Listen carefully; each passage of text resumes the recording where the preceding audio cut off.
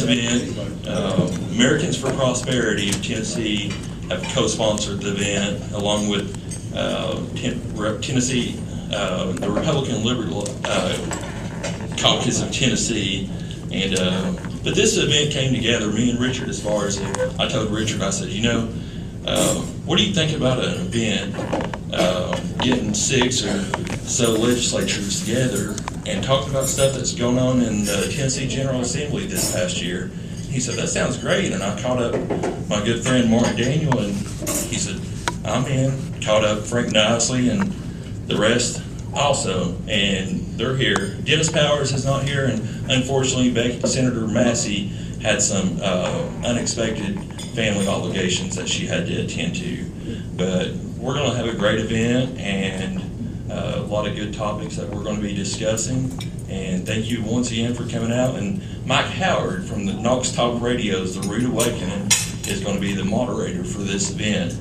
And if you haven't listened to The Rude Awakening, it comes on from 6 to 9. It's a good show. Check it out. Mike Howard, everyone. Good afternoon. You have to forgive me. I'm used to standing in a room with only 2 other people, so this is a little... we appreciate you coming out. We appreciate our legislators being here today. Go ahead and give these people a few minutes to finish up over here getting their food, but what we'll go ahead and do in just a moment, we'll start down at the far end of the table there, and we'll have the legislators introduce themselves, give you a little background on themselves. The mic there on the table, just go ahead and pass it between one another. Keep in mind those mics will be hot throughout the entire event today, so if there's something you don't want these people to hear, well, that's what we're going to start with first. Absolutely. I was going to say at the Fox debate a couple weeks ago, they made everybody stand up and take a pledge, but we're actually going to have everybody stand up and take a real pledge that actually counts. So everybody in the room, if you could stand, please, and join us in the Pledge of Allegiance.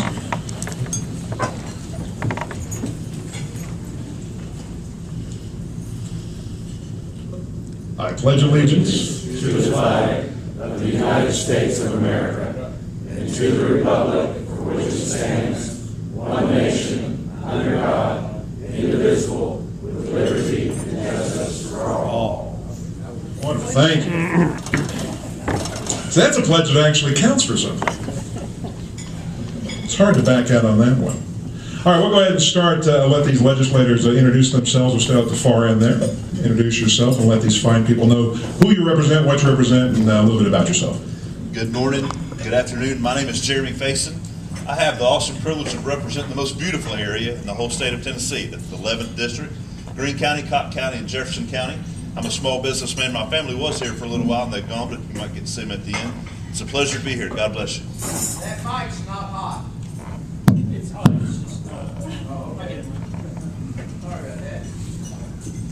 Hello, I'm Martin Daniel. I represent the 18th District of Tennessee. That includes Cedar Bluff, West Hills, Dean Hills, Pleasant Ridge, and Ridgedale. And it's my privilege to represent those areas. I own an outdoor advertising company. I'm an attorney by trade, and I appreciate the invitation to be here today. Thank you. My name's Frank Nisley. I didn't know Martin was an attorney. I'll have to watch what I say. That's kind of scary. I thought he was an honest man. I didn't know. No, I represent Jefferson, Granger, Hawkins, Hancock, Claiborne, and Union County in the state senate. Before that, I was in the House. I represented part of Knox County in the state house for a few years, and glad to be here. My name is Richard Brick. Ooh, this one is hot. My name is Richard Brinks. I'm a state senator here in Knoxville. Becky Massey and I represent the majority of Knox County. Randy McNally has a little bit out in Hardin Valley and along the northern part of Carnes and Halls in Powell, but I'm very glad to be here today, and I'm looking forward to answering some of the questions. Good morning. My name is Eddie Smith, and I represent the 13th District, which starts over at Easttown Mall, goes through the Alice Bell, Belmorris, Whittle Springs, 4th and Gill, up through Inskip, Sturkey Hills, through Lonsdale, Sequoia Hills, down to North Shore, and then half of South Knoxville through the Mount Olive and South Dole communities.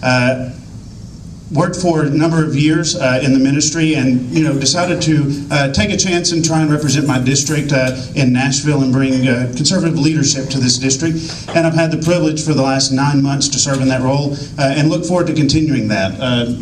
Enjoy working with all of these gentlemen, and look forward to this discussion today. And I think they're going to tell you there's a note card on your table. If you have any questions, feel free to write that down and turn it into Mike, and we will see what we can do to answer those. Absolutely. I was going to say that if something comes up that you would like to ask, or a question comes up while you're listening to them answer some of these other questions, feel free. There should be note cards on your table. Fill them out. If you need a note card, just let Richard know, and he'll bring you a note card. Or if you've got one filled out, let Richard know, and he'll go grab the note card from you.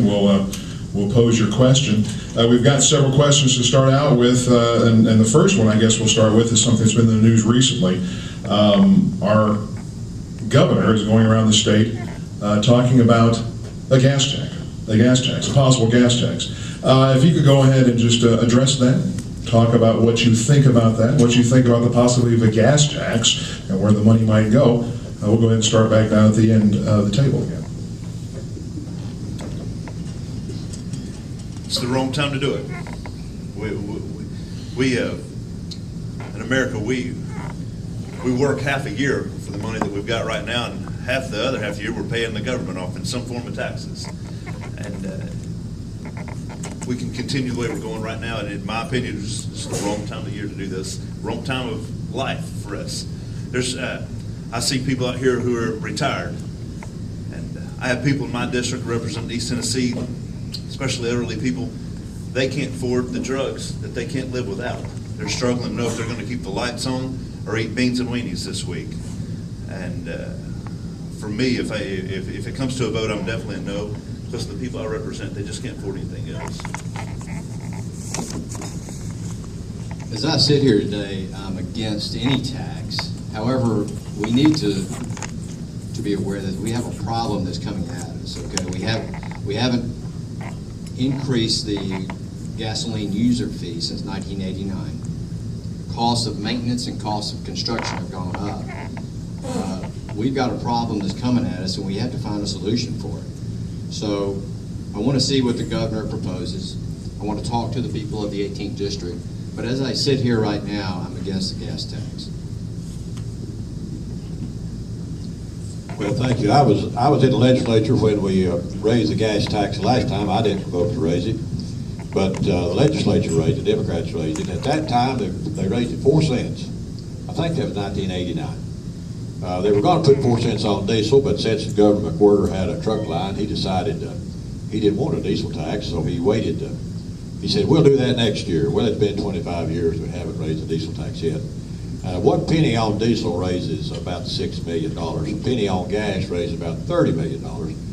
And the trucks are the ones that tear up the road. But having said that, since the Republicans have taken over in Nashville, we have abolished the inheritance tax. We have abolished the gift tax. We've cut the tax on food twice. We cut the Hall's income tax 3 times. And we have a $600 million surplus this year after cutting all those taxes. I've heard it all my life. Oh, we got to raise taxes. We can't get by. I remember when we had to have an income tax, and we just couldn't get by. But we're getting along pretty good by cutting taxes and having a surplus. Technology's a lot better on building roads now than it was in 1989. Diesel fuel's cheap. Diesel fuel's the biggest expense of building a road, running dozers and graders and asphalt. Diesel fuel is the biggest cost of building roads, and diesel fuel's half what it was. We've got technology. Like I told Ron Ramsey the other day, before we start raising taxes, let's try better management at the top. And I'm against the tax.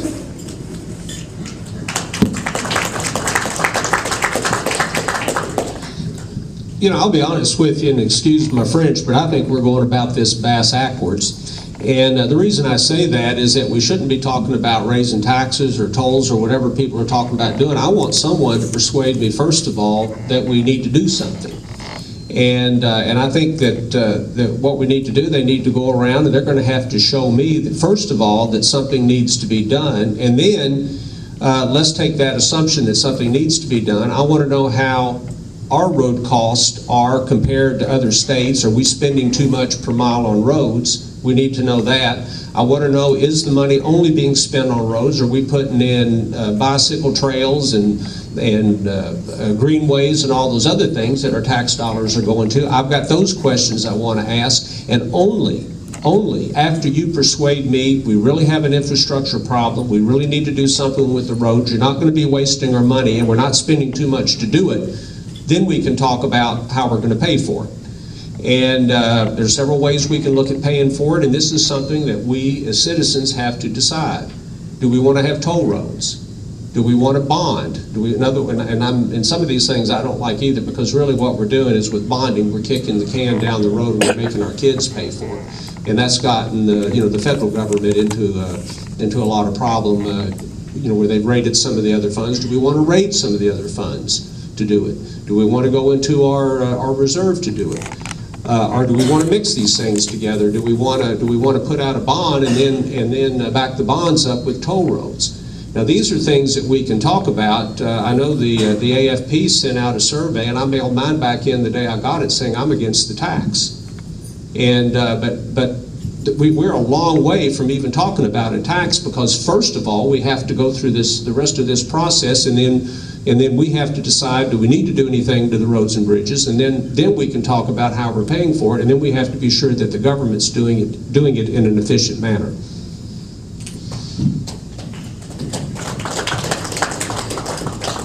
As it sits right now, I am against a gas tax increase. I don't believe that we can, though, look at, in the short time we've got between now and when session starts, to be able to have a true debate and discussion and fact-finding on all the options that need to be on the table. Frank alluded to it. We've got about $550 million of excess funds that we collected this year. So I've got a bill drafted. I signed it yesterday, and I've got commitments from both the Speaker of the House and the Chair of the Finance Committee in the House. And I've got some Senate people that are willing to help as well, which would move $261 million back to TDOT. This helps to repay what the state legislature took out in 2001, 2007 combined. It was a total of about $290 million. We paid back about 29, so at least 261. That allows us to, in that bill, it asks the Commissioner Schwartz to come to both the House and Senate Transportation and the House and Senate Finance Committees from the 3-year rolling average of the priorities of road projects that need to be completed, that they're going to use that money for. It allows us to hold TDOT accountable that that money is being used with what they say they're going to use it for. So that's a short-term solution. In that time, we need to be talking about what we're going to be doing with infrastructure funding for the state. You know, my concern with just passing a gas tax increase is the district that I represent varies wildly in just median income. And I worry about the single mom that is trying to take care of her children, working 2 and 3 jobs, living on a very fixed income, and we're going to take more of her hard-earned money when she's trying to take care of her children. A gas tax increase hurts the middle class more than it hurts anybody.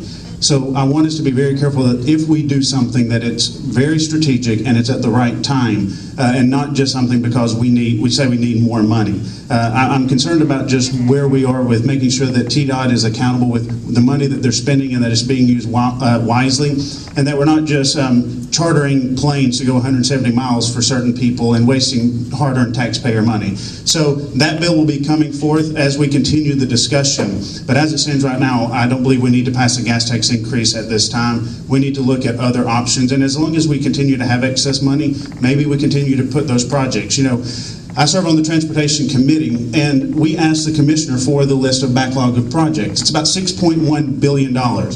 But what struck me when I got that list is they're not prioritized. We don't know what's urgent and we just want it.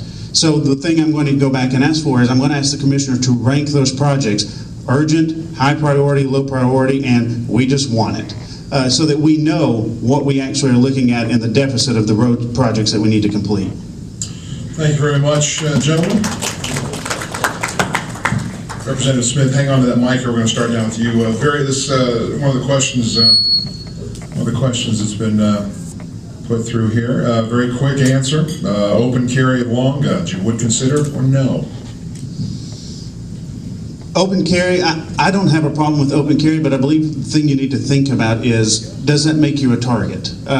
When you're in an active shooter situation, is that person going to be looking for somebody that has a gun versus if you have a concealed weapon, you don't know who your potential threats are in the room that could take you out. So it kind of, I think the open carry, while I'm not opposed to it, I think it kind of draws attention, whereas the concealed carry, I think that's worked because you don't have a lot of shootings. We have had some. I think back, I was on staff at a church in South Knoxville the morning that the Unitarian Church down on Kingston Pike had the church shooting. It affected us greatly. I mean, we kind of rethought about our process of how we go about just protecting the people that are there, but we didn't put signs on the door saying you can't carry in the church. We just made sure that we had some policies in place for dealing with those situations. I think about we had the attack in Chattanooga where we had the gentleman that was a terrorist that attacked our Marines and our Navy personnel. They didn't have weapons. They were unarmed. So I think when you have an unarmed populace and when you have just open carry, I think it kind of can make you more of a target. But when you have that concealed gun, I think it's less likely that somebody's just going to pick you out right off the bat before they cause greater harm. So I think we need to look through that carefully, but I'm not opposed to it at all. Dr. Riggs, open carry of long guns, would consider or no? Open carry long guns? That's the question is, yeah. Oh, long guns. This is on long guns. Yes, sir. Well, I'll tell you what my feelings are about this, and this is a hard question to answer. I'm not going to try to dodge it at all. I tell you, my heart is that we have a constitutional right as individuals to carry guns. That's exactly where my heart is. That's what I've defended. As some of you may know, I had a bill this year that said that the federal government cannot come into the state of Tennessee and confiscate our guns unless they have the agreement with the Tennessee legislature.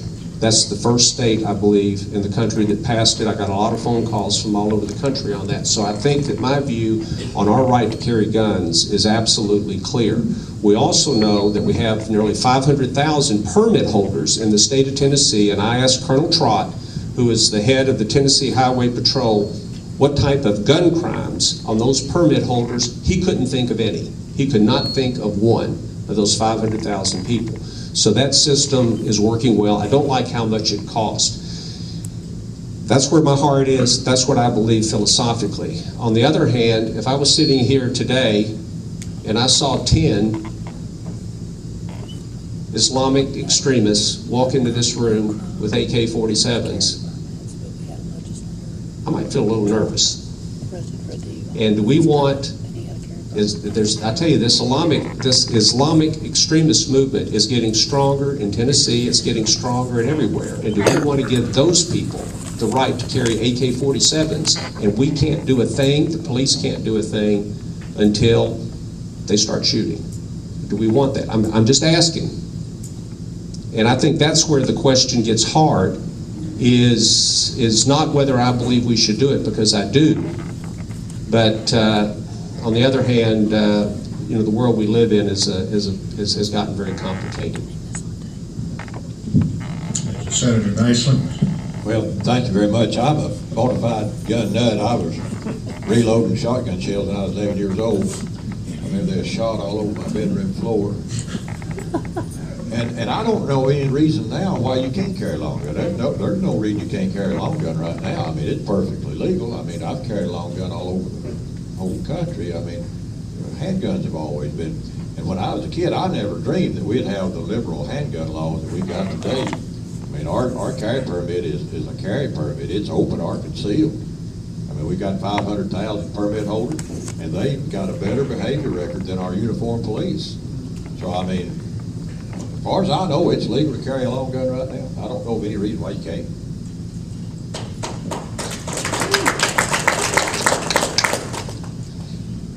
I own guns. I use them for sporting purposes. I support the Second Amendment. I also thought we all had an existing right to carry long guns, and I support that right. Thank you. The Second Amendment's clear. We have absolute right to carry a gun, and I'm along with Senator Nicely. I don't believe there's anything in the law that would that would hinder you from carrying that, I would like to take a little jab at abortion on this issue, because that is a right that's been deemed constitutional, and they don't allow the legislature to put anything in that would hinder or slow down a person who would seek an abortion. And that's kind of a right that looks at constitutional, but I notice the liberals are constantly wanting to come up and do everything they can to slow down people getting a gun, which is in the Constitution at the beginning. So it's our constitutional right, and there's no reason anybody should step in and try to make it difficult for you to carry. This question kind of follows what we were just talking about. This past week, very difficult week for a lot of folks, very emotional week. We saw a horrible event happen in Roanoke. And sadly, within just a few hours after that event, the drumbeat started out of the White House that this was a gun issue. And thankfully, in a moment of clarity, even Donald Trump said this is not a gun issue, this is a mental health issue. With that in mind, starting back down with Representative Faison, looking at this, gun issue, mental health issue, which one do you feel? And if it's a mental health issue, how do we even begin to fix the problem with mental health in this country? That's a loaded question with a lot of philosophy. It'd be hard to get to it. That's what I do every morning. Well, that's good. Mental health has been a part of an issue that my dad fought with for years. My dad eventually took his life. It was a devastating thing for our family. And in America, we are seeing an increasing thing, and I serve on the DIDS board, developmental disabilities and people that are codependent. This might come as a shock to you, but we're going to have to look at emotional illnesses from a better light of just throwing a pill at it. We in America are a group of people who just want to medicate, and put a Band-Aid on it. And I would encourage people to go look at the side effects of a lot of the psychotropic drugs that we're medicating ourselves with.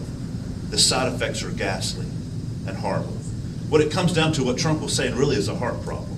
And there is an issue that we have to understand. Look, there's people who struggle with mental illness. I don't know if it's possible to stop them from getting a gun. But what I do know, and history does prove, that a crazy person with a gun can be stopped by a sane person with a gun. And so as we move forward, accepting and understanding that we have a problem with mental illness in America, first of all, we need to look at it from a basis that maybe we need to, before we just throw a Band-Aid on it with a drug, maybe we need to start looking at it from a different standpoint. There are other things out there, and we have people here from Safe Access. The cannabis plant offers wonderful things for people with emotional illnesses that we're not even touching in America. And we need to look at that. But while we do that, I know the state legislators want to pass laws to stop people who have emotional illness from having a gun. Who's going to decide who's emotionally ill 10 years from now and who's not? But what I do know is that a good person with a gun can always stop a bad person with a gun.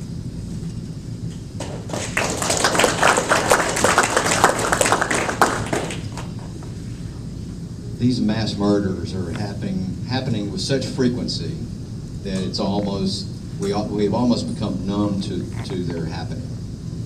And Charleston was not a flag issue. Virginia was not a gun issue. These are mental health issues. And if it were up to me, I think I would preserve East Tennessee Mental Institute and similar institutions. I think they have a function in our society. However, the majority, those on the extreme right, those on the extreme left, have decided that we need to close these institutions down and we need to treat these people out and try to discharge them into society as soon as we can. I met with Sheriff Jones a couple of weeks ago, and he told me that over 25% of his inmates are mental health patients. So what we need to do, I think, we need to make sure that we don't cut the funding for mental health as the governor suggested we do this past session. We need to make sure these people are treated and we have the resources to treat them and hopefully prevent these tragic incidents from happening. You know, we're all proud of what we've done at the state level on cutting the budget. And I asked the comptroller some time back, I said, where have we cut all this money? It's $2 billion we cut out of the state budget. He said, mental health. Was that a smart thing to do? I don't know. We have 22, some people say 24 veterans a day committing suicide, day in, day out, 22 a day. There were 22 children killed in Connecticut, but we have 22 a day killing themselves. You can't get the real numbers, but a very, very high percent, approaching 100% of them, are on one family of drugs, fluoridated antidepressants, Xanax, Zoloft. Y'all know somebody that's on it. Some of y'all probably are. I mean, people get them on the street, the doctor will give it to you. The known side effects, they'll make you suicidal or homicidal. You know, the joke is, the doctor will tell you now, if you feel suicidal, come back and talk to me. If you feel homicidal, I don't want to see you again. I mean, that's pretty bad when it gets to that point. But we need to take a hard look at these drug companies. The doctor may disagree with you, but most of these people, they're getting prescriptions somewhere. And there was a time when doctors would win trips to Hawaii. The more drugs they prescribed, the more trips they got to take their family on. Now, they deny that's happening now, of course, don't they, doctor? But I hear that it's still happening. They get rewarded for writing prescriptions for drugs they know is just liable to make 1 out of 100 go kill a bunch of people.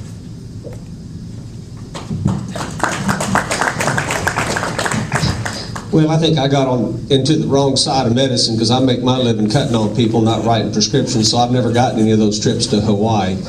But I was on the county commission for 7 years, and I actually sat right next to Jeff Owen, who's sitting here in front of me, and he remembers, I'm sure, very well when Commissioner Varney came to Knoxville and they closed Lakeshore, which was our state hospital. And we were promised at the time that there would be state monies to take care of these people. We could go ahead and turn them loose, but there would be state monies to provide case managers for those people, and it would be safe to turn them out into the community.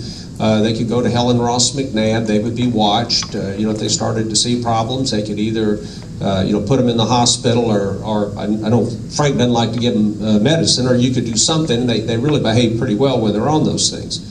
And then this year in the budget, $10 million was cut out. And basically, they were going to have to get rid of all those managers, and the promises had been broken. We worked very hard to put that money back in there, because it's not just $10 million. We got another $20 million federal dollars to match that, which we always get in the past. And so we're taking fairly good use of these people. If you really ask me what I think needs to be done, and I think it would stop a lot, every one of those mass killings are done by mentally ill people. And I'm not so sure that the system we had up until about 30 years ago, where we had the large mental hospitals, like Lakeshore, where I think even in Lakeshore at its maximum had around 1,200 patients in it. But at that time, we didn't have these mass killings from mentally ill people. We didn't have a homeless problem. We didn't have 25% of the people in our county jail are mental illness. J.J. Jones will tell you he runs the largest mental institution, the largest mental hospital in the state of Tennessee. And it's a big expense that if we should go back to the old system where, and I think that was the most humane system, rather than these folks living under bridges and doing these things that we read about in the paper. They get three hots in a cot, as we used to say in the Army. They're taken care of humanely, they're fed, they're kept clean. People aren't robbing them, people aren't beating them up, they're not on drugs and having trouble with alcoholism. That's not a lot more humane. We would stop a lot of these killings, and we wouldn't even be having these discussions.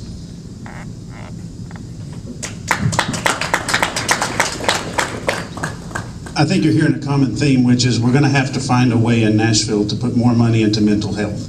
I think that's key to identifying and getting help to individuals early to try and avoid some of these situations. I want to pause for 1 second, because I think one of the things that we all realized this week with the reporters that were killed in Virginia, we always applaud our firemen, our police, our medical workers for running into a situation when everybody else is running away. But I think we forget sometimes that our reporters do the same thing.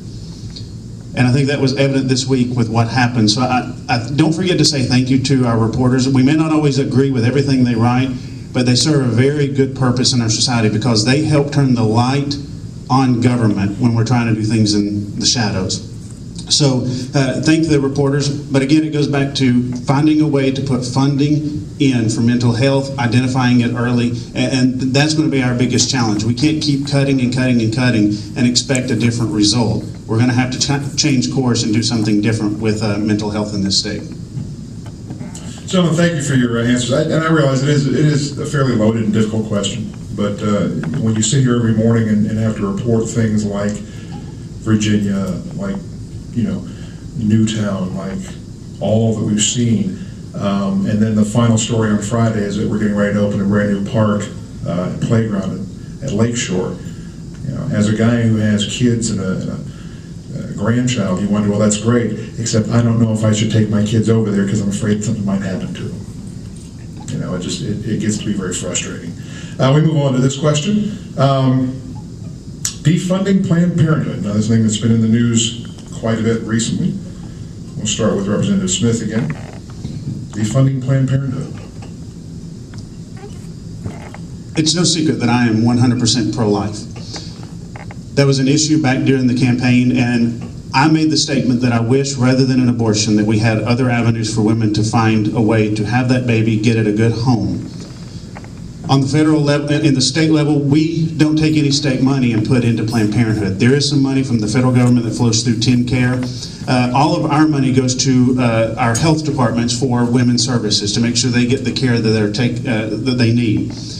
On the federal level, the talk about defunding Planned Parenthood, if there was a way that we could ensure that that wasn't going to abortions, but it was going to the women's health services that Planned Parenthood provide, I would be fine with that, but I don't want any federal money. I don't want any taxpayer money going for abortions. That's a choice. But making sure that they have the contraception, making sure that they have some of the mammograms, the pap smears, those are things that help prevent disease. So I wouldn't have a problem as long as the money was going towards those necessities. I can tell you, anyone that saw those videos about the selling of fetal tissues that wasn't affected by that, I think there's something wrong with you. Just as Representative Smith has said, we did receive a letter from the governor that there's some, I call them sub-vendors that do receive or that do contract with Planned Parenthood for mammograms and pap smears, but none of our tax dollars is going for abortion. I think those are necessary services. My mother died of breast cancer, and I think we do need to provide women with those services. I tell you, my preference would be that we just completely defund it. We need those services, but find somebody else to do it. I really have a bad taste in my mouth over what I saw on selling human tissue. I'm not going to use the another N word that my predecessor in this seat said one time that got him into trouble, if you know what I'm talking about. It's a German political party in the first half of the 20th century. I'm not going to say that word, but it really reminded me of something like that. I think I'll stop right there, because I tell you, if you didn't see those videos, you need to see them, because they're very, very upsetting.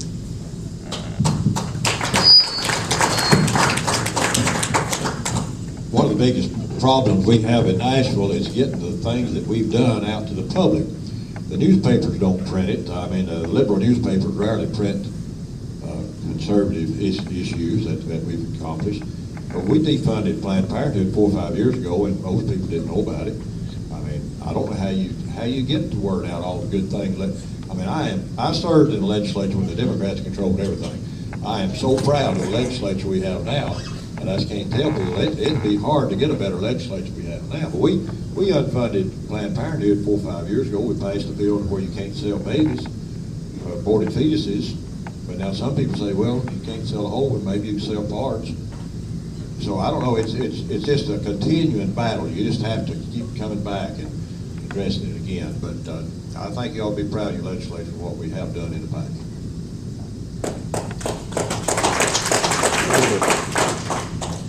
Those were horrific and despicable comments that we saw in those videos. And As Senator Briggs mentioned, Tennessee does not currently fund Planned Parenthood. I would oppose any funding in the future. On a federal level, I support defunding Planned Parenthood. I think they need to get out of the abortion business.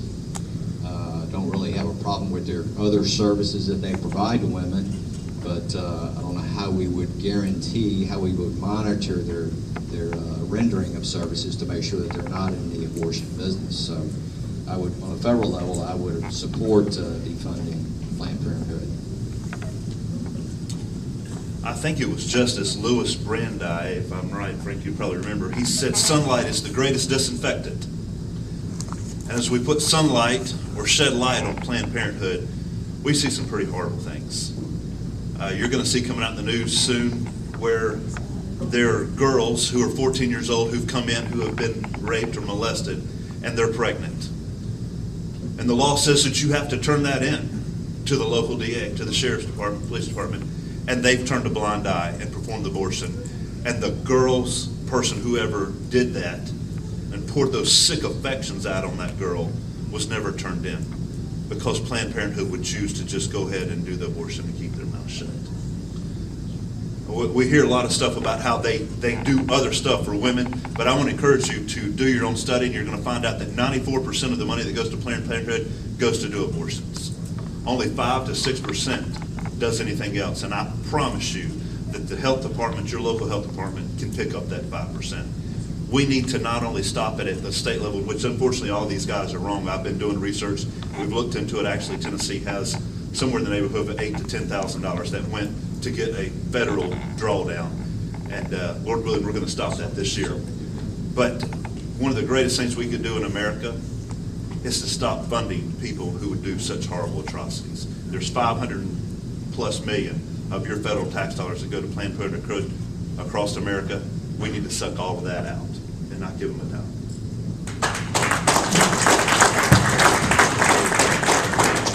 Hang on to that mic. We're going to start with you on this next question. Could I have one follow-up with the first gentleman?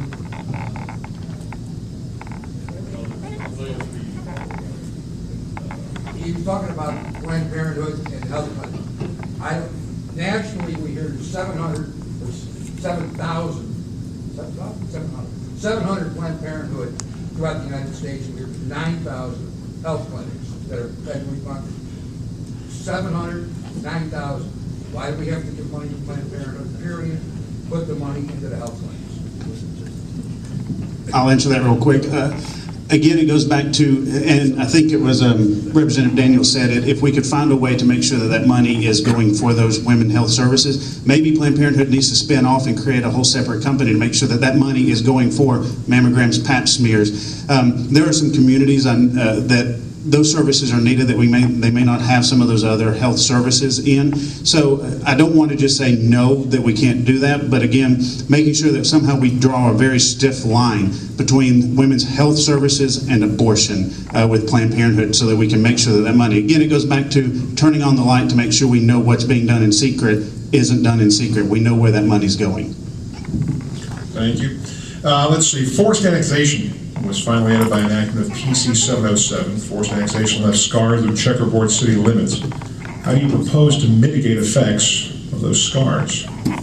Well, just start with, we understand that forced annexation is basically legalized stealing. And there's municipalities who can't pass their budget, and so they decide, well, we can't tax anymore, we're just going to go take somebody's property. We're going to offer them the moon ton, we're going to do trash, we're going to do sewer, we're going to do this, we're going to do this, and then we'll just tax them some tremendous amount that they would have never had to pay in the first place if they'd have done it all themselves. So we've done great strides. I'll tell you this, in Tennessee, 3 years ago, we had the worst laws in America. We were worse than California, the land of fruits and nuts, when it came to forced annexation. My gosh, that's terrible.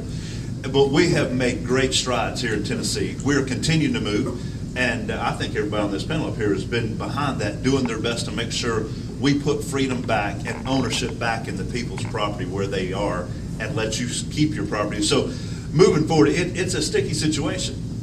Some of our colleagues are scared to death of elected officials at home. You need to be careful who you elect to represent you in your city council and your county commission and all that, because they fight often. When we try to bring freedom back to the people, they come up there and fight hard. So moving forward, it takes a team effort. It takes people like you to make sure who you vote for in your city council are people who care more about your freedom than others. And we will do our part when we get to it. You know, Tennessee, I hear everywhere we go, we appear at events like this, that Tennessee is now a very business-friendly state. And I'm very proud of that. And it's been that way since 2010, since the Republicans took over the legislatures. And I think one of the most serious business issues that we have in the state of Tennessee is restrictive municipal zoning ordinances. Okay, and to prevent those from being put in place, we need to restrict annexation. So I serve on the Civil Justice Committee, and Mike Carter, a former judge from Bradley County, one of the first bills that's going to come out of the box next year will be a bill that will allow areas that are within city limits to de-annex themselves. It's awesome. I support it totally. Please elect those city council people that are not enthusiastic about annexation, and we'll do our part in the legislature.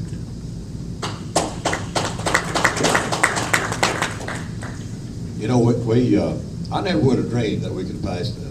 And we need to give credit to Mike Carter. He did the best job. I don't know anybody. I could not have done it. The 10 fastest growing cities in America annexed by referendum. Now, a lot of these cities think, well, if you let people vote, they're never going to vote to be annexed. Well, if that's true, how are the 10 fastest growing cities in America growing by having referendums on their annexation? I'll tell you how they do that. They do what they say they're going to do. If they tell a community, we're going to give you sewer, gas, and fire protection and police protection, and they actually do that, then the next little community they want to annex will go along. But you can't lie to people, tell them you're going to give them all this stuff, and never do it.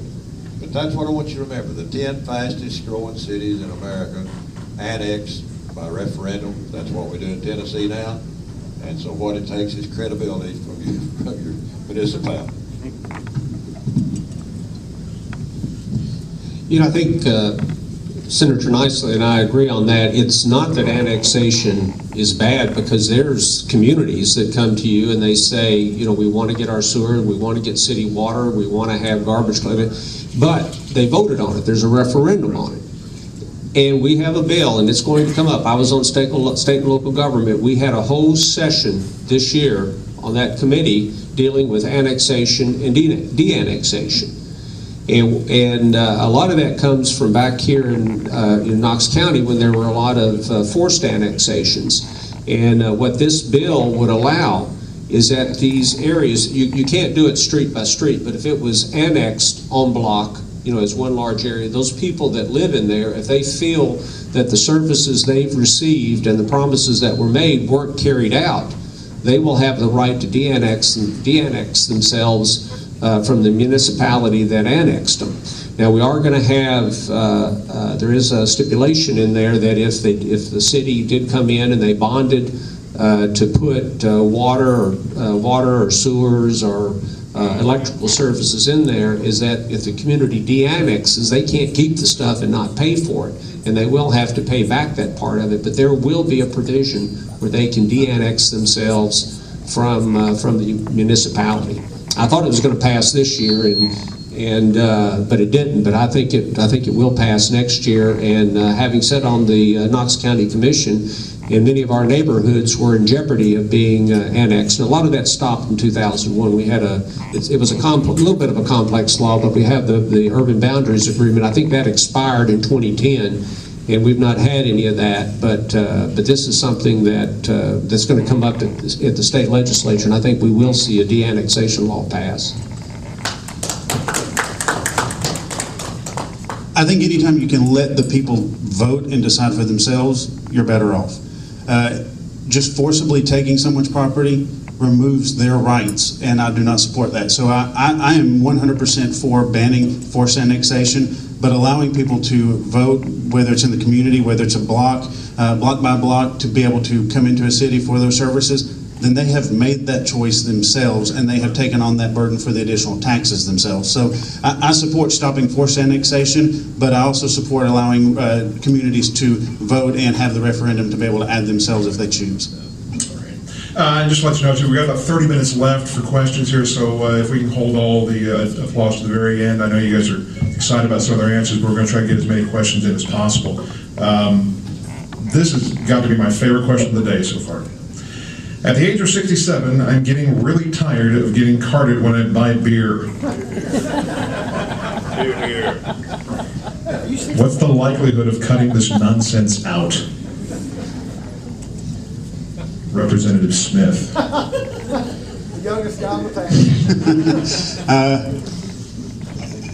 You know, I think it goes back to, I mean, look at the fact that I can think of several friends that I had in high school that had started turning gray in high school that were well under 21. So I think keeping the carding in is going to protect everybody all the way around. I mean, does really taking your wallet out for 10 seconds just to prove that you are the age you are, is it that big of a burden? I think it's just protecting our kids across the state more. My wife doesn't drink beer, but she's sort of flattered by it when they do that to her. I don't know. The most important thing we need to do really is to stop the underage drinking. I don't know. I don't think. I'm looking at Andy Andrews back there, and I don't think he and I are going to have too many people wondering wondering who we are, how old we are. But maybe something needs to be looked at that. I don't know. I don't drink myself, so I don't ever have that problem. But I'll let some of the others answer it. I don't know how much of an offense or how much problem it is because I've never been carded. We had a law at one time that said if you're obviously over 50, they didn't have to ask for your card. Then we passed the wine in the grocery stores, and liquor stores put that back in that you did have to be carded, regardless of how old you were. And then I think we passed a bill since then, going back and said, no, if you're obviously over 50, you don't have to be carded. So I think that's the way it is now. If you're obviously over 50, you don't have to be carded. But some of the establishments, rather than take a chance on it, they tell their hired help, the single mother at the cash register, just card everybody. Don't try to make a decision on it. Just card everybody.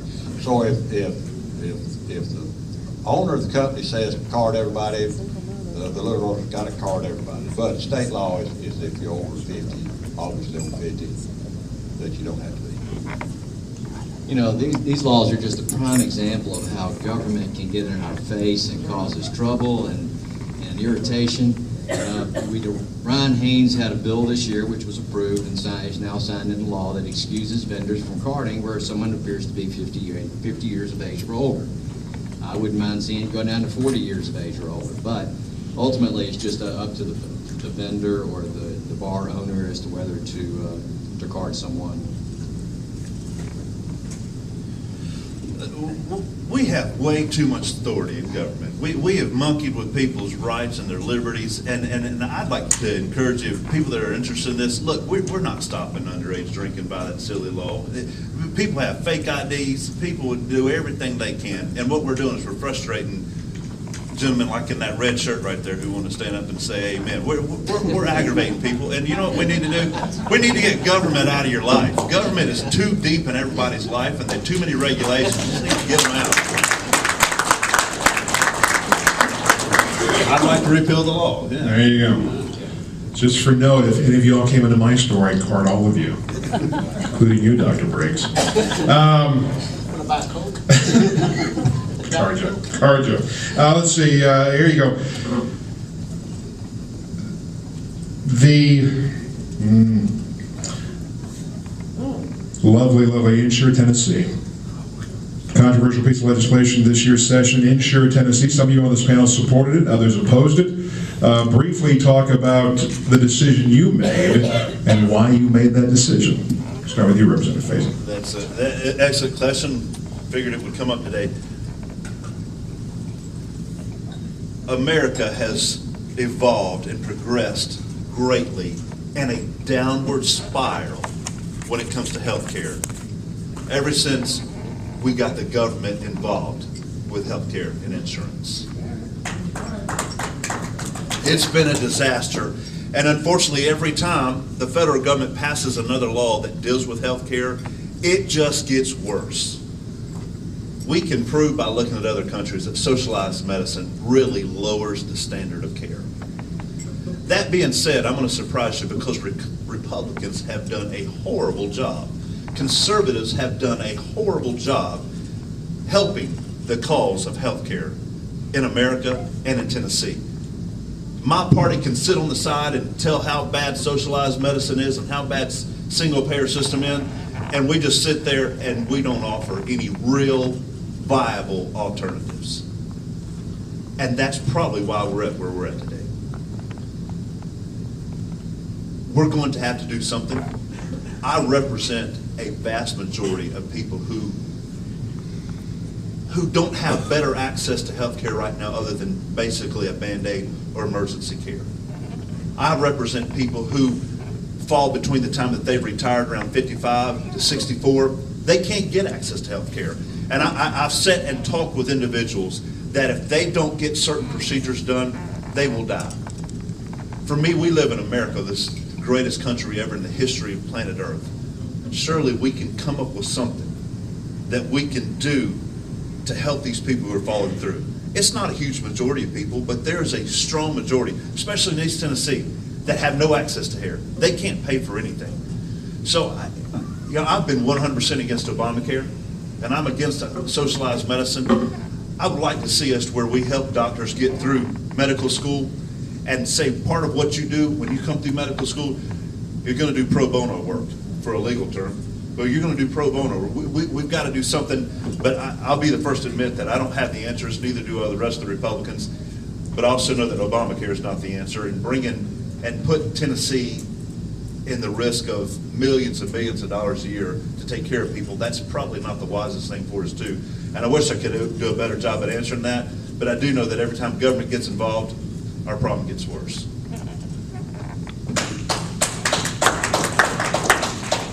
Jeremy, you're absolutely right. I can't name one federal program that it does well. I mean, take a look at Social Security. It's a mess. Income tax, a mess. Why do we need another large federal program getting in our faces and establishing rules and imposing taxes? It doesn't make any sense. We do have a problem. You're right, we do have a problem. We need to address it.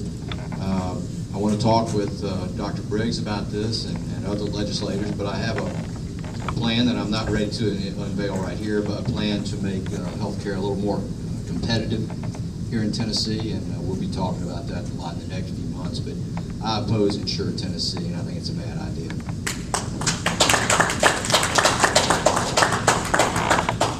Not a single Republican voted for Obamacare in Washington. Now, we have some pretty liberal, sorry Republicans in Washington. Even the sorriest of the Republicans in Washington voted against Obamacare. And then the governor wants us to expand something that even the worthless Republicans in Washington voted. I mean, sometimes I wonder, why would he ask us to do something like this? Then on the other hand, if you're a state employee or a retired legislator, you can keep your insurance. You may have to pay the lion's share. You might pay 80% of it when you leave, but you can take it with you. So the governor came up with a bill last year, and it passed. I railed against it, but it passed anyway. And say you work for the state till you're 55, and you retire after 30 years. In the future hires and future legislators will not be able to take their insurance with them. And I think that's terrible. I had an amendment that said if a state employee or a legislator retires or quits or gets beat, whatever, if he's willing to pay 100% of his insurance plus 2% administrative costs to pay for the state to handle the paper, then they should be able to take their insurance with them, called portability. I mean, we're always talking about portability. Let your insurance go with you. But the governor and his system have fought it and killed it. So right now, a future legislator gets elected this next time, spends 10 years in the legislature, when he leaves, will not be able to take his insurance with him, even if he pays 100% plus 2% administrative costs.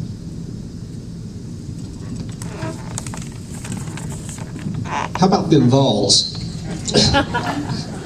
I'd like to talk about something else, but I am going to talk about Insure Tennessee, and if any of you don't know, I was one of the Republicans that supported it. And I think sometimes if you look at all the details on things, is there anybody here on Medicare? Anybody over 65? There's a few people here. So is it really that bad of a program? I mean, do you have to get government approval for it? Is it like your private insurance? I guess maybe I'm a medical doctor for any of you that don't know. And I know dealing with insurance companies both, I'm not on Medicare, and I know when I have to get something approved for myself personally, it's really difficult, and it's really difficult for our patients. I don't get paid as much when I treat Medicare patients, but basically I decide what's wrong with them, I put them in the hospital, and they get taken care of, and they're not hassled. So I don't think all government programs are bad, and we get paid within a couple of weeks. The details that a lot of people don't understand about Insure Tennessee is how it's paid for. There was just slightly under $500 million, a little bit under $500 million a year that's taken out of Medicare to pay for Insure Tennessee. I mean, you know, the program that Insure Tennessee draws their money on. What that means is that the hospitals, what the federal government said is that we're going to pay the hospitals and the doctors 10 or 15% less than we've paid them in the past, because we paid them more than we wanted to pay them to make up for the people with no insurance. And it didn't matter if they took Obamacare or Insure Tennessee or what the other Republican states have taken, that money's coming out, and our doctors and our hospitals are getting paid less than what they got paid in the past to make up for that.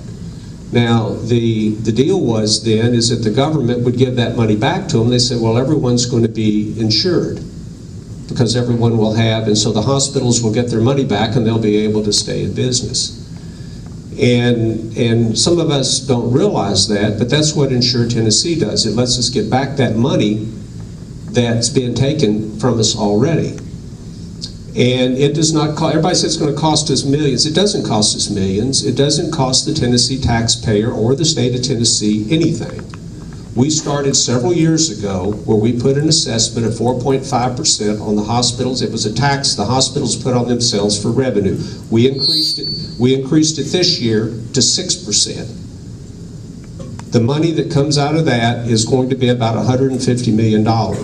That allows us to receive the match that the federal government would give.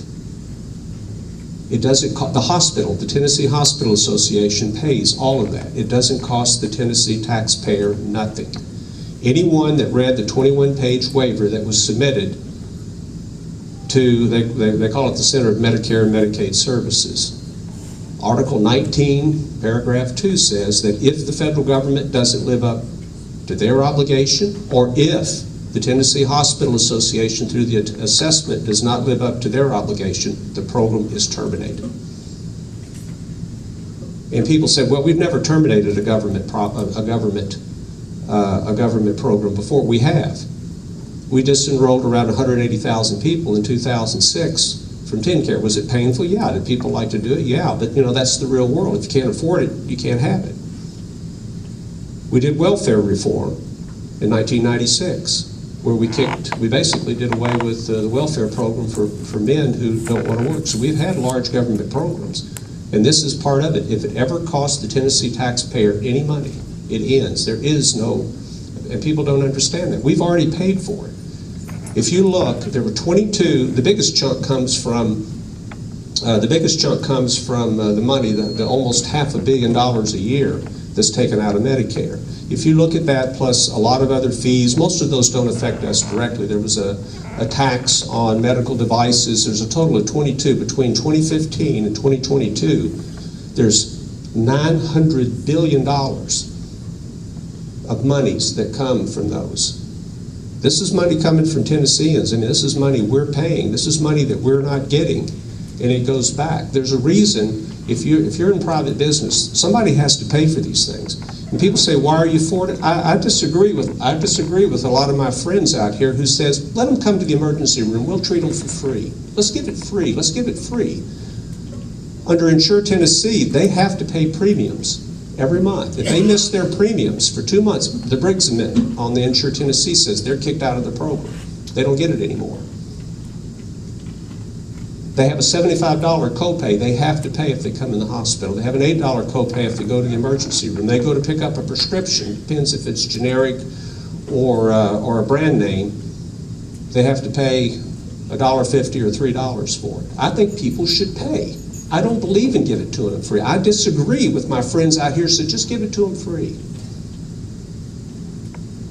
I think there's a problem in Knox County where Baptist Hospital had to close because of uncompensated care. I think there's a problem that St. Mary's is closing because of uncompensated care. I think there's a problem that the Scott County Hospital closed because of uncompensated care. We have to pay for all that. Some people think that, well, you know, if we don't pay for it, it's free. It's not free. Someone has to pay. And I know the devil's in the details, and I could go on and on, but that's my story, and I'm sticking to it.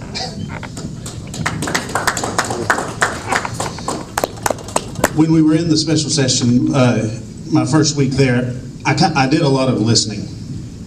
And when you go back and look, they said 200,000 people, $1.4 billion. By the time we got to the special session, it was between 280 and 307,000 people at $1.4 billion. Now, how do the numbers increase by almost 107,000 people and the dollar amount doesn't change? That did not make sense to me.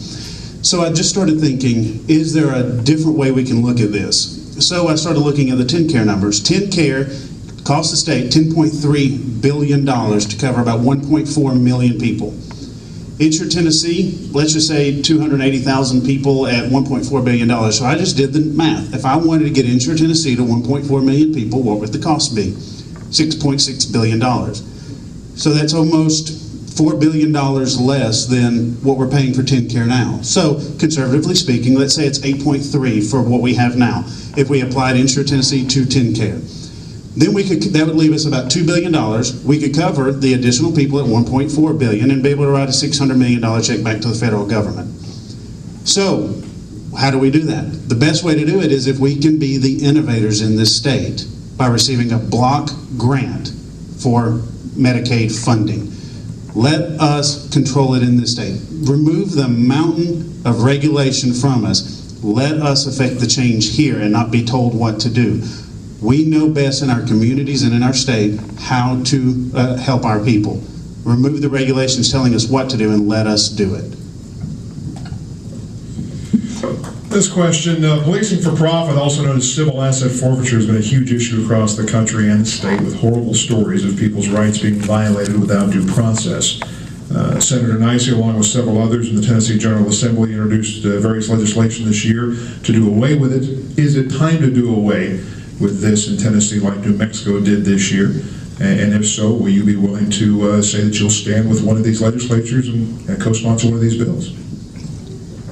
I agree with Senator Nicely, and I would support his bill.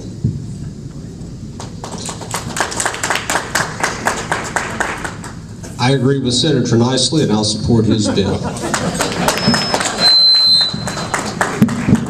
I agree with Senator Nicely. Now, we had a bill last year that was going to address this, and the Commissioner Trott and the main commissioner, I can't even remember his name, from Memphis, Gibbons, they came in and they went on and assured us that it never happens. It's just all blown out of proportion. And so we said, well, we'll wait till next year and see what happens. Well, right after that, some nice lady over in Superior County had inherited some money from her grandmother. She bought her a car and it had $8,000 or $9,000 cash left on it, and they took her money. Well, we do have a problem, and we're going to have to address it. I mean, I represent 6 rural counties. I deal with people that sell their tobacco in the fall of the year. They have a water case. They buy cattle. They go to stockyards. They sell their cattle to the pin hookers for cash, so they don't have to pay the income tax. And they deal in cash. I mean, they might have bib overalls, and that bulge is not their pocket watch. That's a wad of hundreds they've got up there in that bib overall. They stop one of these guys on the road, they'll take their money. they assume that if you've got cash, you're a criminal, you're a drug dealer. But in the real world, you'd be surprised how many people in the country don't have checking accounts. They deal in cash. If they want to send something off, they'll buy a money order, send it off. And so many times our leaders don't realize the real world out here, and that's where I come in.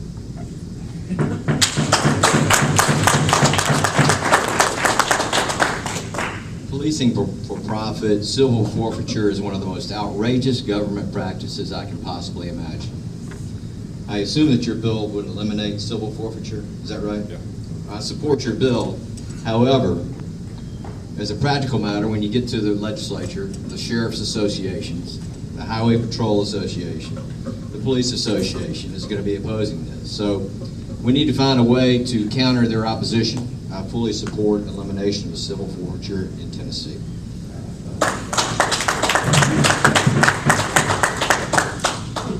Last year I was eating breakfast at a little restaurant in Cotton County, and an elderly gentleman walked up to me and said, "Jeremy, the Highway Patrol has my truck sitting down there at their place impounded, and I need to get it back." I said, "What's going on?" He said, "My son got stopped by the Highway Patrol.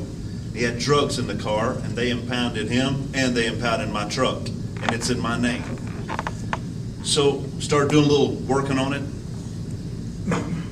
He got an attorney. The attorney told him it was going to cost $8,000 to represent him to the Department of Safety to get his truck back. I called the commissioner, and the commissioner's like, "Well, yeah, Jeremy, it's bad that his son was in that truck." I said, "Are you serious?" And he said, long story short, I pitched a mortified fit. He got his truck back. But I thought how crazy it is that he would either have to get a half-crazed legislator who can affect their budget or pay $8,000 for an attorney for something that was his. Can you imagine this guy sitting here with a UT shirt on, just walk up and slap him, and he's mad at me and says, "Well, you slapped me, so I'm going to just take your card, your phone, and your wallet, and turn around and walk off." The government feels like somehow, if they've been offended, they just have the right to steal from you. The rest of us in Tennessee, if we go and take something that's not ours, we go to jail for it. We have to pay restitution. Our government's not paying restitution. They can hold it as long as they want. They take it from us. It's called legalized stealing. If Frank's bill doesn't work, we're going to come up with another bill. We're going to do everything we can. We've been fighting them. I've been there for 5 years, been fighting them every year. But luckily, y'all have sent us some more recruits. We've gotten rid of a lot of liberals who fought us on this, and we're going to come after them this year like they've never seen before and stop the stealing that the government thinks they're justified by doing.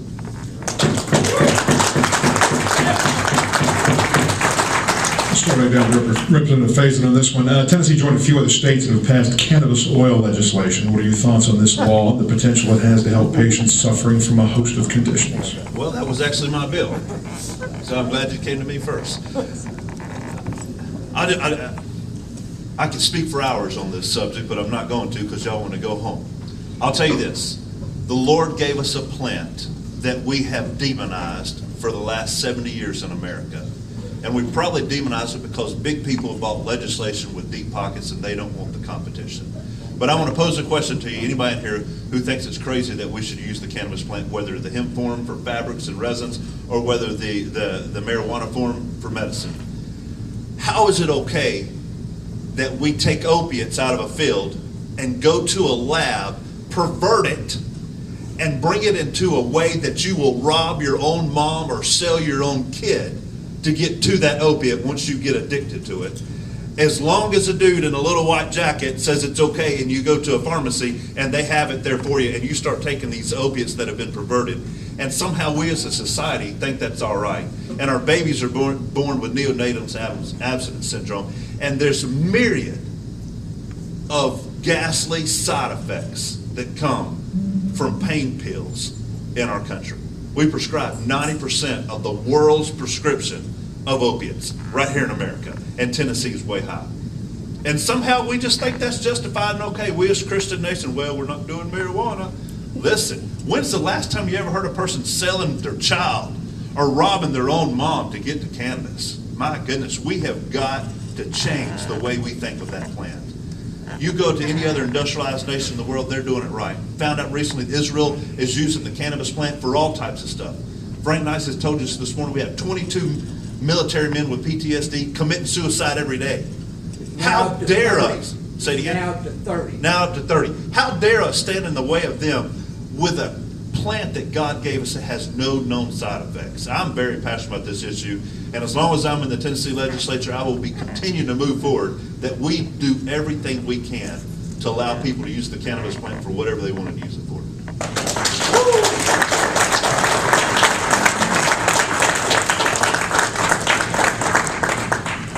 Well, I was proud to co-sponsor that cannabis oil legislation with Representative Faison. I'm glad to do so, and I see some folks here today that supported that, and I appreciate you being here today and speaking up on that bill. But I'm just going to make the jump to medical cannabis, medical marijuana, and say that I'm open to it. I think we need some more testing. We need to make sure that the kids are not going to get it, minors are not going to get it. We need to control the prescriptions, but I'm open to taking a look at it.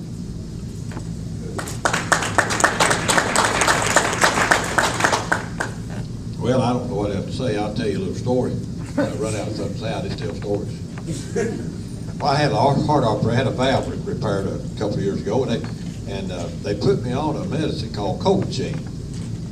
Cocaine is made out of meta saffron, which is a flower that grows out in somewhere, flowers. And they talk about this stuff in the Roman and Greek medical books, 1500 BC. They've been using this meta saffron 3,500 years. Benjamin Franklin had the gout. It also treats the gout. When he came back from France, he brought the seed with him, started raising it himself to treat his own gout. Well, the pill just cost 9 cents a piece. And then the DEA and FAA, one of the alphabet soup, DEA probably, they said, well, this thing's never had a study. We've just been using it 3,500 years. We've never done a study. So they told the company that was making these 9-cent pills, if you'll spend $50 million, we'll spend $50 million, and we'll let you charge $5 a pill. So they did the math. That seemed like a good deal. So now then, if you go buy a 9-cent pill, it'll cost you $5 a pill, thanks to your own government.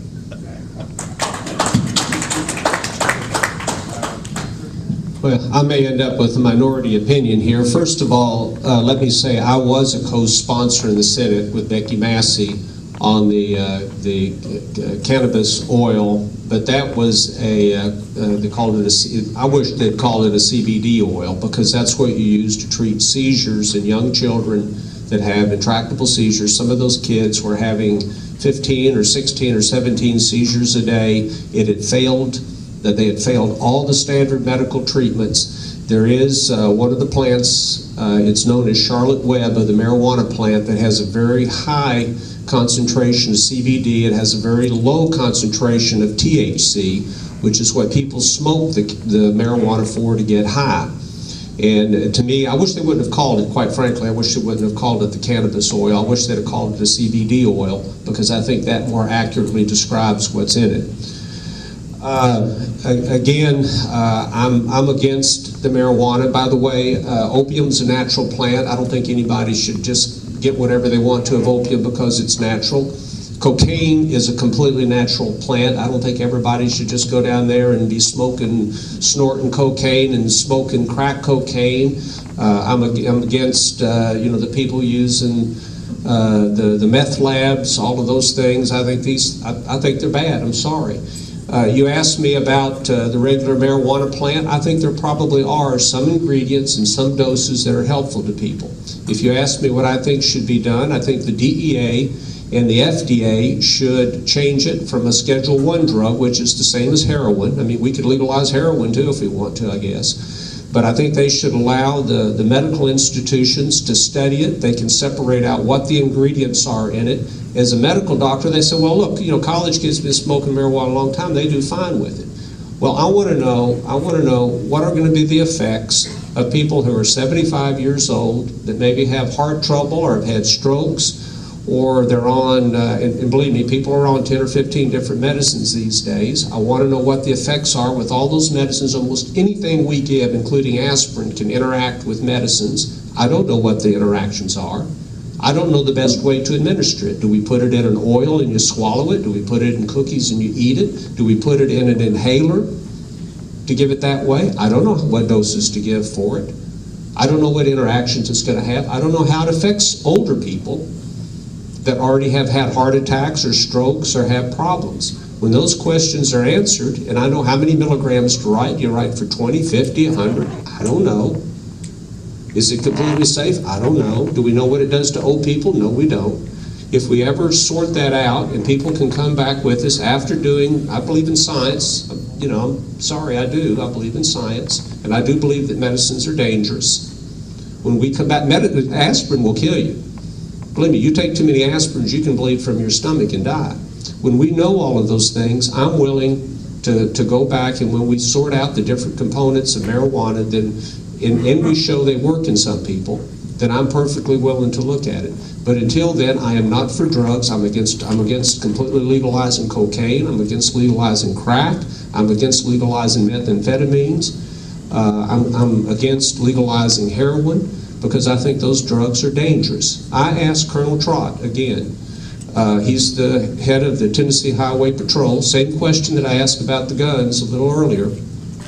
We had about 970 deaths last year on our highways from car accidents. We had 1,300 deaths from prescription drug overdoses, and that's a crisis. And I mean, we got so many people high on driving drunk, driving on all these other things. We don't need a lot of people driving around high on marijuana. I think, quite frankly, cell phones are more dangerous than all of them, but that's a whole other story. But I think we need to approach this scientifically than just saying let everybody take everything and get out on the roads and doing away with speed limits and drunk driving and all of that. I just think those things are not good.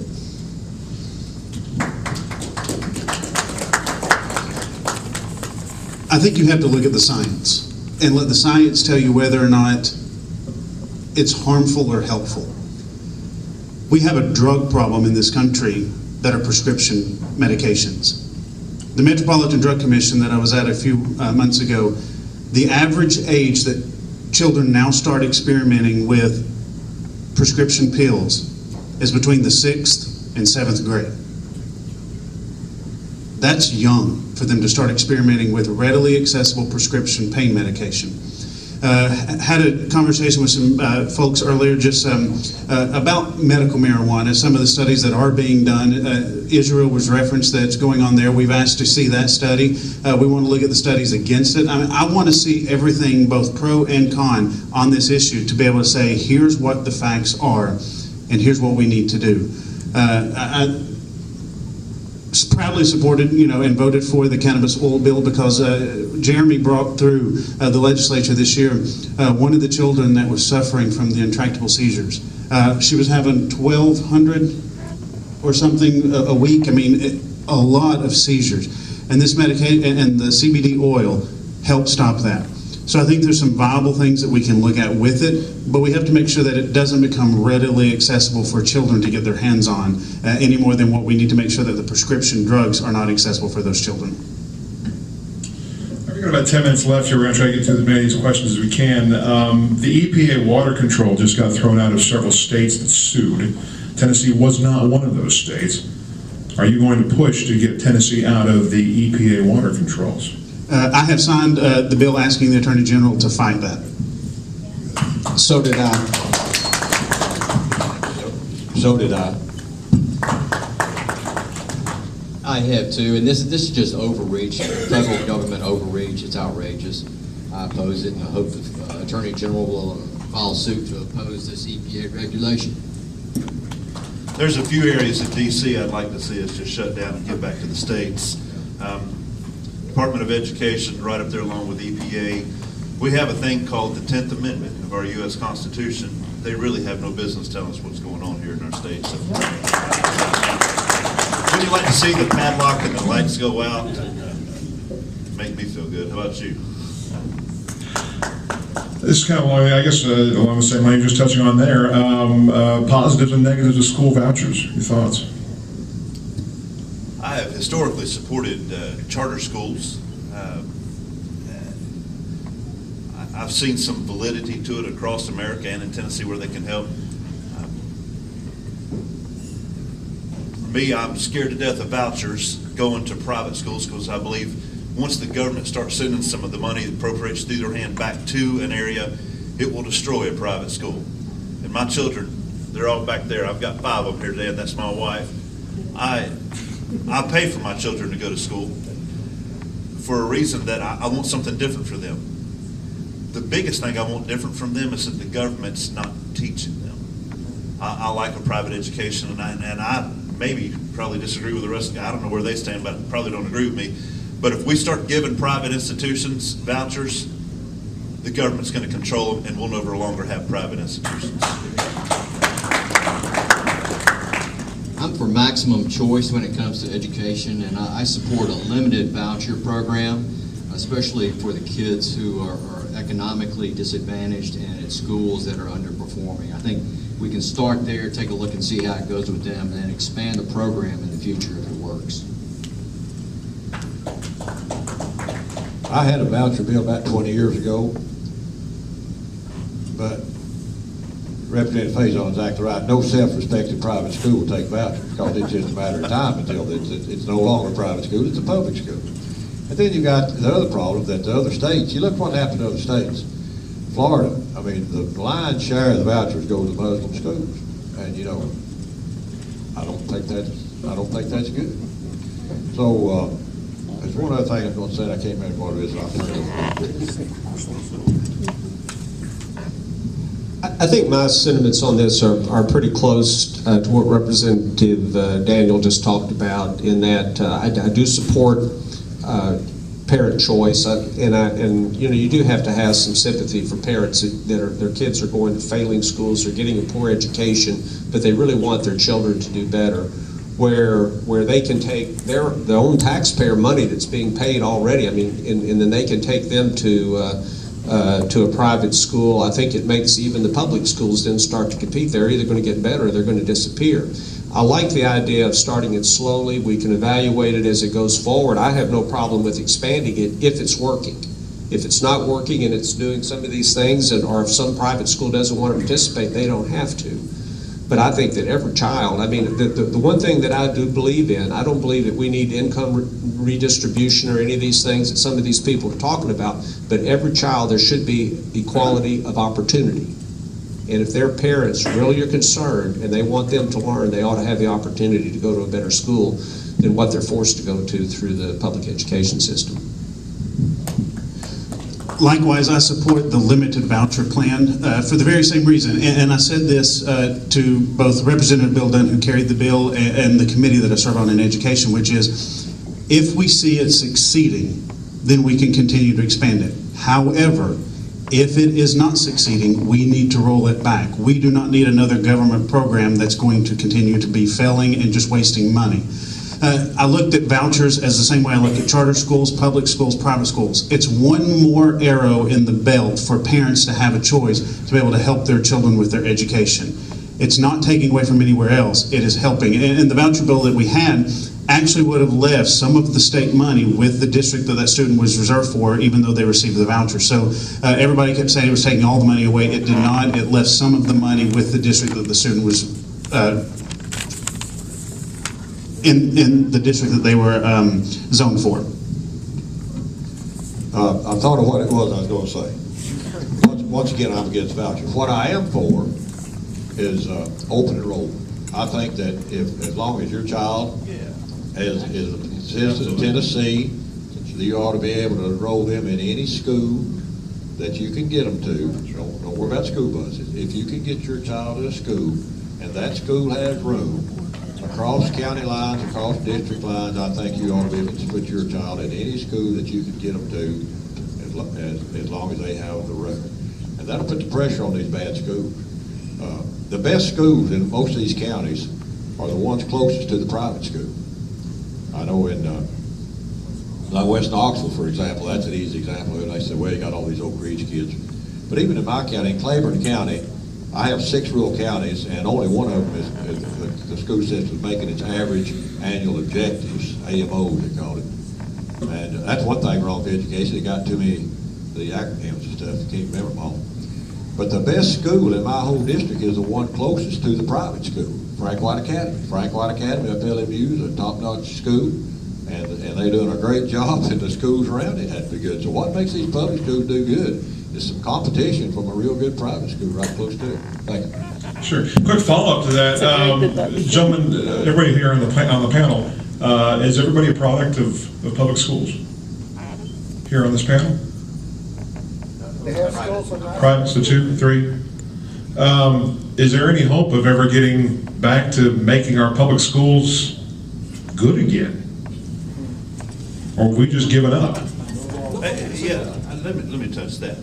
There is absolute hope, and I'll tell you something.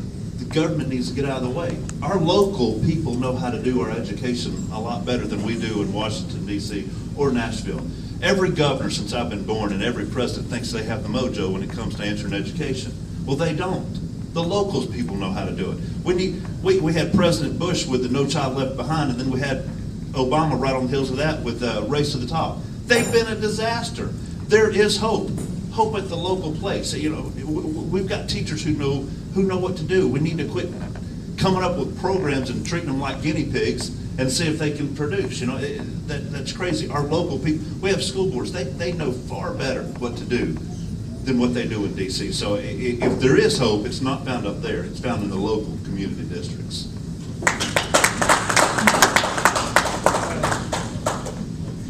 I don't think none of us here today are former educators. Maybe you are, Senator, but we're not experts with regard to education. We're fortunate to have a good school system here in Knox County.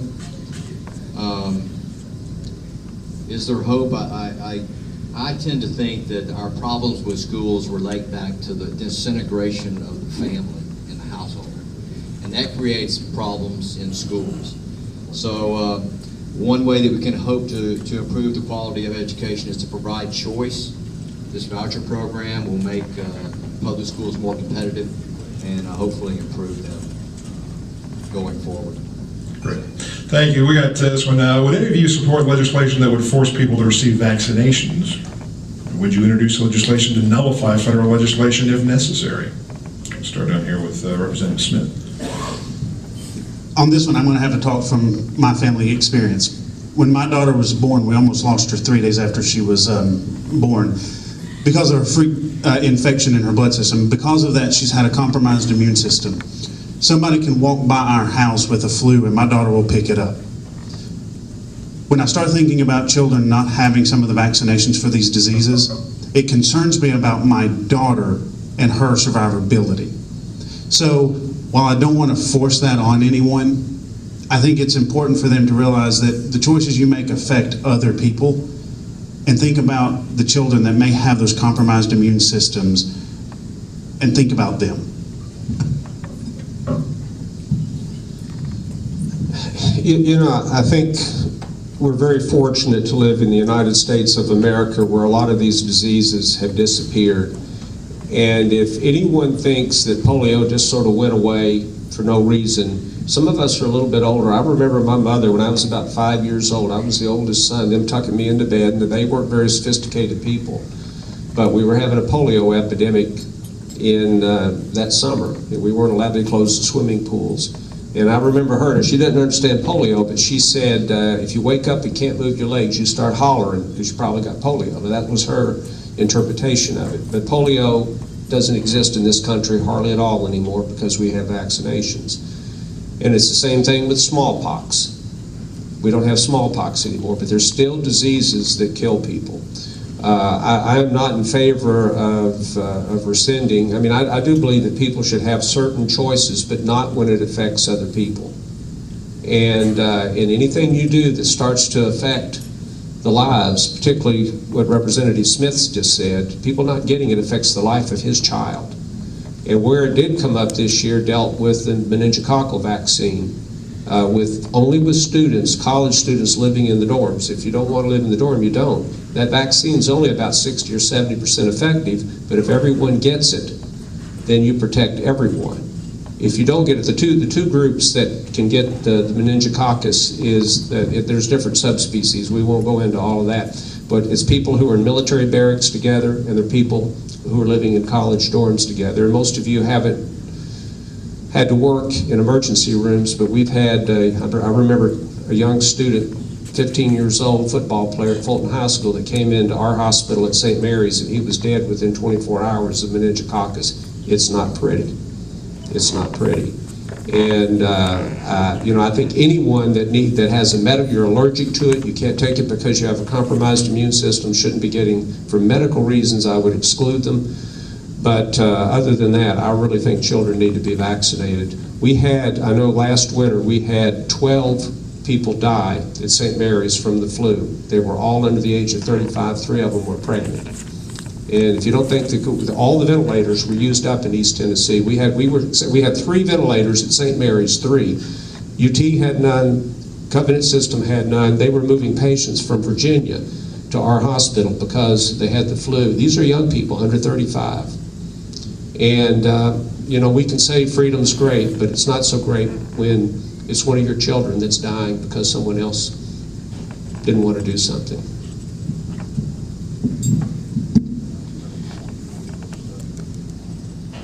Vaccination might, no doubt, saves people. But the side effects of vaccinations kill some people. It's a gamble. Do you want to take the vaccination and have a side effect and die? You don't hear much about these. It happens if you read. It's a gamble. And I'll leave you with this. The children belong to the parents, not the government.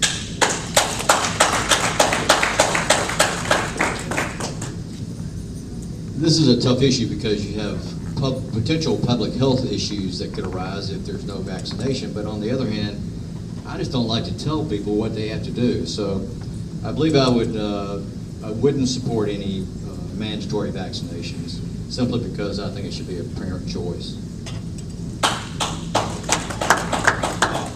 All of us are very thankful for science and technology that has saved lives, and I certainly am pleased that none of my children face polio, and I'm very thankful for that, and I dare say that vaccinations have saved countless lives.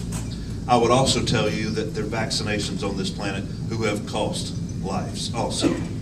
At the end of the day, all 5 of us that you see here have a rule book which we're supposed to play by. DC has a rule book by which they're supposed to play by. When we get out of the bounds of that rule book, just like in any game, you should be able to call foul and say you did something wrong. Unfortunately, in politics, that doesn't happen. The rule book that I'm speaking about is called our Tennessee Constitution. And in the United States, it's called the U.S. Constitution. Nowhere in either Constitution do we have any right to force on you to do something for your child or do something to your child. The only where we might have a right is if you are actually physically beating them or hurting them or doing something like that. Obviously, government comes in because we put a premium on life. And if you're harming the life, we put a premium on that. Other than that, I personally think you're probably a little bit crazy if you're not given some of these good vaccines that can help you from getting polio or whatever else. But here's the deal. You have the right to be crazy. This is America. I mean, we have freedom. So as far as the government forcing you to do something like that, we have no right, no authority from the Constitution to force on you to do something. And we get to our last question as we come back to something that came up in our very first question, so we come right back around. Radical Islamic extremism continues to rear its head in this country, and especially even here in Tennessee. It's something that's becoming an issue that we're all having to deal with, and it's something that's becoming a growing problem. What can we expect you, our legislators, to do about it?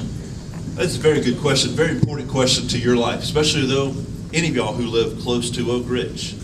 I want to encourage you to tell you that radical extremism is not a religion. It's a political action outfit. And they want to take over the world. They want to have a thing called caliphate. They're not going to stop.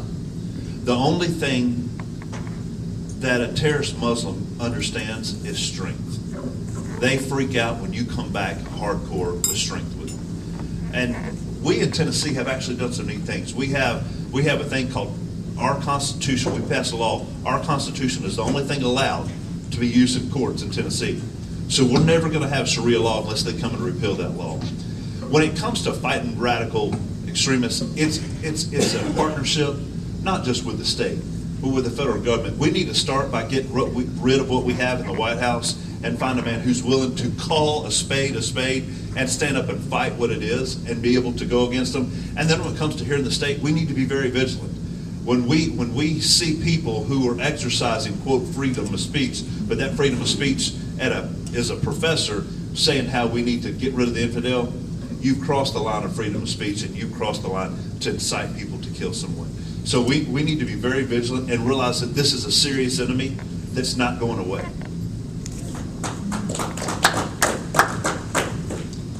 You know, I guess if anyone knew the answer to that question, we wouldn't have the problem now. So I can tell you that in the last term of the legislature, we passed a law that enabled persons who are injured by terrorist acts to have a private right of action against the terrorists and any organizations they're associated with. It allowed the injured person to take property of a terrorist. I can tell you I am not in favor of increased surveillance to uncover terrorists and prevent their acts. It's a tough question. Maybe we need to cut back on the numbers of immigrants in this country. I don't know. That might be something to look at. But frankly, I just don't have the answer. We'll continue looking. I think we need to repeal Teddy Kennedy's 1965 Immigration Act that shifted the emphasis on immigration from productive people to undocumented immigrants.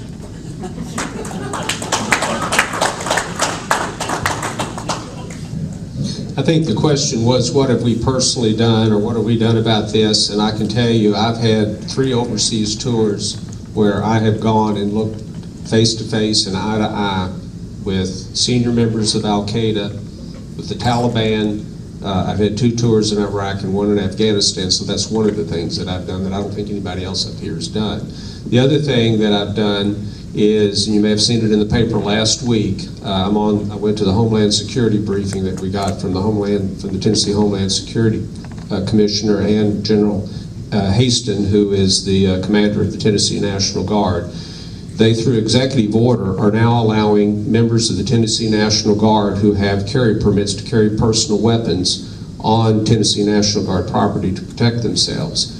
What they didn't have is any immunity or personal liability protection, so if they did get into a shootout with terrorists, they would have no protection against that. If they damaged property or cars or, heaven forbid, someone else, they would be personally liable, just like any permit holder is. But I have legislation, and it was in the paper last week, that I filed that if it is a terrorist event, they will have immunity and they will have protection from any personal liability.